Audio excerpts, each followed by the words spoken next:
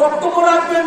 আমরা প্রশাসন করে রাজনীতির মেন উদ্দেশ্য যেটা সেটা আমরা ধারণ করব এবং আমরা কবুতর হলে আমাদের এখানে লাস্ট স্টপিজ সেখানে যে আমরা একটা সংক্ষিপ্ত বক্তব্য রাখবো।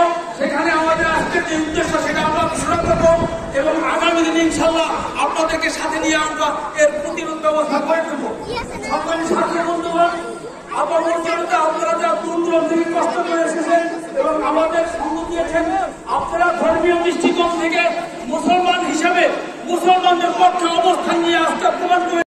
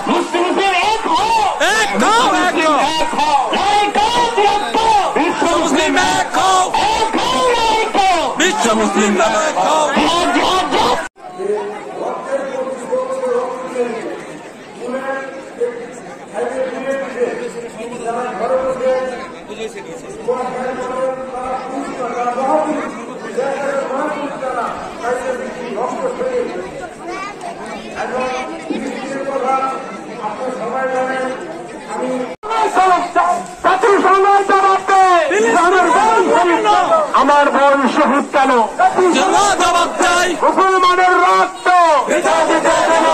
ফিলিস্তিনের রক্ত ইসরায়েলের পণ্য বয়কট